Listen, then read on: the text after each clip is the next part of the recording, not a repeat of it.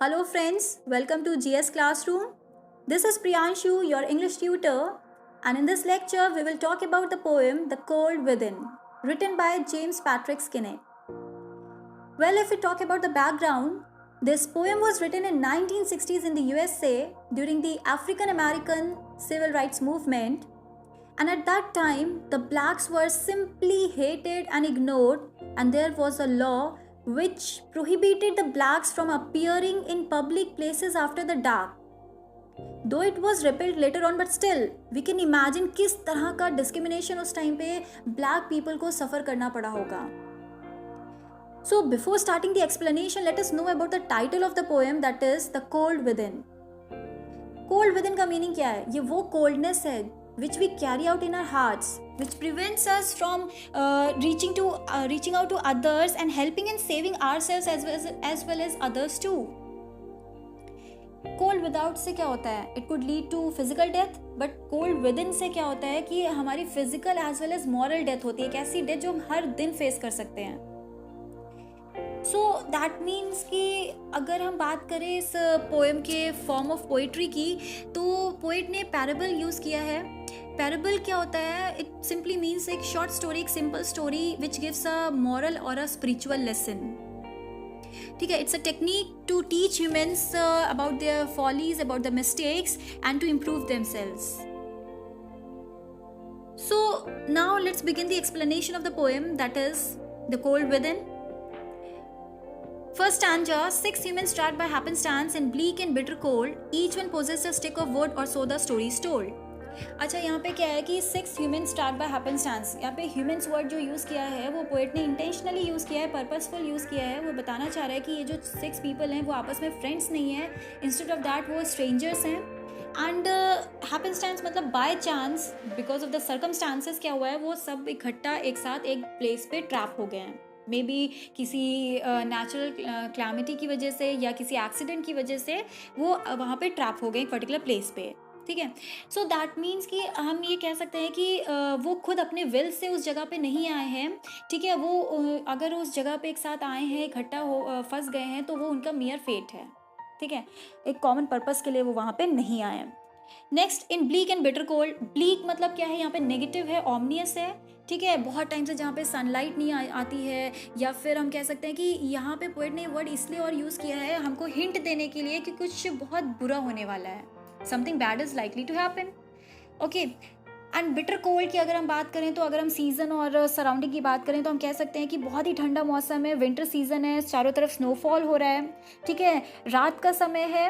There was no way to walk back to their homes. कोई ऐसा तरीका नहीं है, कोई हेल्प अवेलेबल नहीं है. ठीक है, अगर कोई पॉजिटिव थिंग है उनके इस कंडीशन में, उनके इस ग्लूमी सिचुएशन में, तो वो ये है कि each one possessed a stick of would. Her person के हाथ में एक एक वुड है.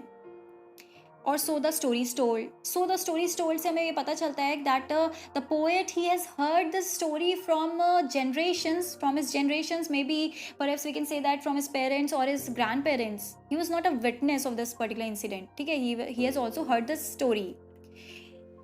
Next it is given their dying fire in need of logs. ठीक है, अब यहाँ पे क्या है कि एक डाइंग फायर है. ठीक है, डाइंग फायर मतलब एक फायर है जो बुझने वाली है. It needs fire wood to keep it going else it would die. ठीक है, अगर हम इस मतलब अगर डीप मीनिंग पे जाएं इसके, तो हम कह सकते हैं it was a silent appeal from the fire to the group of 6 individuals. क्या कि to put their sticks into the fire so that the fire can save them to stay alive. देखते हैं भाई वो देते हैं कि नहीं, बट यहाँ पे लिखा है but the first women held hers back. ठीक है, जो फर्स्ट विमेन है वो क्या करती है? वो रिफ्यूज कर देती है अपनी लॉक को फायर में देने से, डाइंग फायर में. Why? Just because she notices around the fire a person, there was a person who was black. ठीक है, अब क्योंकि वो एक वाइट वुमेन है, अब वहाँ पे एक ब्लैक पर्सन है, तो उसके अंदर एक हेट्रेट है ब्लैक पीपल को लेकर के. सो वो क्या करती है, वो she was ready to suffer in this situation in, लेकिन वो क्या है, अपनी खुद की लाइफ को रिस्क पे लगाने को रेडी है, लेकिन उस पर्टिकुलर ब्लैक पर्सन को वो बेनिफिट नहीं पहुँचाना चाहती है. So that means she was a resist. वो कॉम्प्लेक्शन के बेसिस पे, कलर के बेसिस पे डिस्क्रिमिनेशन कर रही है. रेसिज्म है यहाँ पे, हम कह सकते हैं अगर प्रेजुडिस की बात करें तो रेसिज्म है. The next man looking across the way saw one knot of his church and couldn't bring himself to give the fire his stick of birch. अब जो नेक्स्ट पर्सन है वो क्या नोटिस करता है, वो नोटिस करता है कि इस ग्रुप में एक ऐसा पर्सन बैठा हुआ है जो कि उसकी चर्च को बिलोंग नहीं करता है। ऑल्दो सब वहाँ पे क्या थे, क्रिश्चियंस थे, लेकिन वहाँ पे क्या था कि एक ऐसा पर्सन था जो कि क्रिश्चियनिटी में भी 2 आर्म्स होती हैं चर्च की, एक होते हैं प्रोटेस्टेंट्स, एक होते हैं कैथोलिक मेंबर। मे बी ये प्रोटेस्टेंट होगा वो कैथोलिक होगा, या ये कैथोलिक होगा वो प्रोटेस्टेंट होगा, ठीक है। तो वो क्या करता है, वो सोचता है कि अरे ये तो मेरे रिलीजियस फॉलोइंग्स को, मेरे बिलीव्स को, मेरे आइडियल्स को फॉलो नहीं करता है, तो मैं इसकी हेल्प क्यों करूँ, ठीक है। So he was very rigid, he was very dogmatic and अगर हम इसके प्रेजुडिस की बात करें तो वो बिगेट्री है, रिलीजियस इनटॉलरेंस है, ठीक है। वो एक बिगेट पर्सन है जो कि क्या करता है, वो खुद अपना सफ़र करने को रेडी है लेकिन उसकी हेल्प नहीं करने को रेडी है, जो कि उसके फॉलोइंग्स को, उसके चर्च को बिलोंग नहीं करता है। ओके, सो ये भी क्या है, कम्युनल माइंडेड है, ठीक है। नेक्स्ट क्या होता है कि अगर हम बात करें कि वो क्या करता है, वो मना कर देता है, वो रिफ्यूज़ कर देता है अपनी लॉक को देने से फायर में।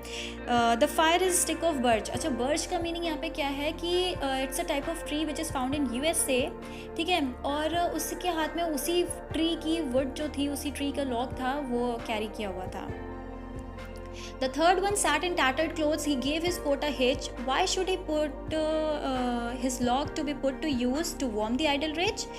अब यहाँ पे क्या कहता है कि जहाँ पे जो थर्ड पर्सन है, ठीक है, वो क्या है, वो बहुत ही टॉर्न और टैटर्ड क्लोथ्स में बैठा हुआ है, ठीक है। और वो क्या करता है, वो अपने कोट को हिच करता है। हिच मीन्स कि दोनों साइड से अपने कॉलर्स को क्या करता है, वो पुल करता है, सो दैट वो एक्सट्रीम कोल्ड वेदर से क्या कर सके, एस्केप कर सके, कोल्ड विंड से। तो इसकी अपीयरेंस से हमें पता चलता है कि ये बहुत ही इकोनॉमिकली पुअर है, और सबसे ज़्यादा अगर इस टाइम पे फायर की, वार्मथ की किसी को रिक्वायरमेंट थी तो वो इस पुअर पर्सन को ही थी। लेकिन ये भी क्या है, ये भी अब, क्योंकि अब यहाँ पे क्या होता है, वो सोचता है मन में कि मैं क्यों, मेरे पास जो थोड़ा सा है वो मैं क्यों लगा दूँ बेनिफिट देने में उस पर्सन को जो इतना अमीर है, जिसके पास इतना कुछ है। एंड क्या है, वो तो एक आइडल रिच है ना, वो तो आइडल पर्सन है, उसने अपने खुद तो कभी कोई हार्ड वर्क किया नहीं लाइफ में, वो तो अपने एंसेस्टर्स की कमाई खाता है। तो मैं एक ऐसे पर्सन को क्यों, मैं अपने जो थोड़ा सा मेरे पास है उससे मैं उसको बेनिफिट पहुँचाऊँ, ठीक है। So that means he was jealous of the rich person, he envied the rich person, that is the reason he refuses to put his log into the dying fire. Next, the rich man just sat back and thought of the wealth he had in store and how he keep what he had earned from the lazy, shiftless poor. अब उसके पीछे जो rich person बैठा होता है, वो सोच रहा होता है कि मैं अपनी जो वेल्थ मैंने यहाँ पे जो अर्न किया है, ठीक है, मेरे पास जितनी भी वेल्थ, उसको कैसे मैं सेव करके रखूँ, कैसे मैं उसको बचा के रखूँ, जिससे कि इस लेज़ी शिफ्टलेस पुअर को उससे बेनिफिट ना मिल जाए। अच्छा, शिफ्टलेस का मीनिंग क्या होता है, तो एक शिफ्टलेस मीन्स होता है एमलेस, जिसका कोई एम्बिशन नहीं होता है, ठीक है। अब उसको लगता है ना कि ये, इसने अपनी लाइफ में कोई एफर्ट्स नहीं दिए, इसने कोई हार्ड वर्क नहीं किया, दैट इज़ और लेज़ी रहा है, इसीलिए ये क्या है, ये इतना पुअर है, तो मैं एक ऐसे पर्सन की हेल्प क्यों करूं। दैट मीन्स यहाँ पे क्या है, सोशल और इकोनॉमिक क्लास का डिस्क्रिमिनेशन हो रहा है, ठीक है। इसमें क्या है कि हम कह सकते हैं ये बहुत ही ग्रीडी है, ठीक है, बहुत ही मतलब विक्टिम है वो एपैथी का, ठीक है। वो क्या करता है, he was reluctant to part with his money and goods, stinginess था उसके अंदर, ठीक है। तो अब हम कह सकते हैं कि वो इस फैक्ट को रियलाइज़ ही नहीं कर रहा था कि अगर मान लो वो खुद ज़िंदा नहीं रहेगा तो ये जितना भी वेल्थ है उसके पास, वो सब वेस्ट ऑफ मनी हो जाएगा, just a waste of money, है ना। और मतलब कह सकते हैं हम कि उस टाइम पे उसके लिए सबसे इंपॉर्टेंट या सबसे बड़ी वेल्थ क्या थी, वो तो उसके लिए उस वही लिटिल पीस ऑफ वुड था जो उसकी खुद की जान बचा सकता था, साथ ही साथ बाकी सबकी भी, ठीक है। तो अगर वो खुद ही नहीं जिएगा, खुद ही अपनी उस लॉग को नहीं देगा फायर में, ठीक है, तो उस सारी वेल्थ का क्या फ़ायदा जो उसने पूरी एंटायर लाइफ सॉर्टेड करके रखी है। So that means he was not realizing the fact that a person cannot survive independently, however capable he may seem. Let's see. तो अब ये भी रिलेक्टेंट हो जाते हैं, अपना स्टिंगीनेस है इनके अंदर कि नहीं देना चाहते हैं, पार्ट नहीं करना चाहते अपने वुड से, अपने लॉग से, ठीक है। Next, and the black man's face bespoke revenge as the fire passed from his side, for all he saw in his stick of wood was a chance to spite the white. ठीक है। अब वहाँ पे एक black person होता है, जब ये जो फायर का जो फ्लेम है, डाइंग फायर का, उससे जब ये ब्लैक पर्सन के फेस पे दिखता है उसका फेस, तो उसमें क्या होता है, एक रिवेंज की भावना दिख रही होती है, उसको लगता है यही वो चांस है जिससे कि मैं हर्ट कर सकता हूँ वाइट पर्सन को, ठीक है। अगर मैं ये स्टिक अपने पास ही रख लूँ तो उससे क्या होगा कि उसको पेन पहुँचेगा, उसको हार्म पहुँचेगा। सो दैट मीन्स ये एक चांस है जिससे कि मेरा रिवेंज फुलफिल होगा। He was not realising the fact कि ये वो टाइम नहीं है जब आप अपना रिवेंज लो। It was a time to save his own life as well as the life of others. आप बाद में कुछ करो, आपको बाद में जितना भी रिवेंज लेना आप लीजिए, थोड़ा बहुत जस्टिफाइड है, बट यहाँ पे एग्जैक्टली हम नहीं कह सकते कि ये जस्टिफाइड है रिवेंज लेना। नेक्स्ट क्या होता है, it is given that the last man of this fallen group did not accept for gain, giving only to those who gave was how he played the game. अब जो last person था इस fallen group का, fallen FORLORN, okay, fallen group, पहली चीज़ तो ये जो line है इसमें oxymoron figure of speech use हुई है। ऑक्सीमोरोन का मीनिंग होता है दो ऑपोजिट वर्ड्स जब किसी लाइन में यूज़ होते हैं और वो सेंसलेस होते हैं। जैसे कि फॉलन का मीनिंग होपलेस होता है और लोनली होता है, और ग्रुप क्या है, ग्रुप, देखो अगर कोई पर्सन ग्रुप में है तो वो लोनली कैसे फील करे, अगर वो लोनली है तो वो ग्रुप में नहीं हो सकता। तो दैट मीन्स कि ये ऑपोजिट वर्ड्स इस तरह से यूज़ किए गए हैं कि वो सेंसलेस हैं, तो इसको बोलते हैं ऑक्सीमोरोन, ठीक है। अब यहाँ पे क्या है, कह रहे हैं कि जो लास्ट पर्सन है वो बहुत ही सेल्फिश था, वो मार्केट के लॉ को पे बिलीव करता था कि अगर उसको कहीं से गेन मिलेगा तभी वो कुछ अपना इन्वेस्ट करेगा। तो यहाँ पे वो देखता है कि उसको तो कहीं से कहीं कोई मतलब मिला ही नहीं हेल्प, ठीक है, कहीं से कोई बेनिफिट मिला ही नहीं, तो वो सोचता क्या है, वो सोचता है कि अब मैं भी क्या है, मैं भी किसी को हेल्प नहीं करूँगा, ठीक है, मैं भी किसी को बेनिफिट नहीं पहुंचाऊंगा।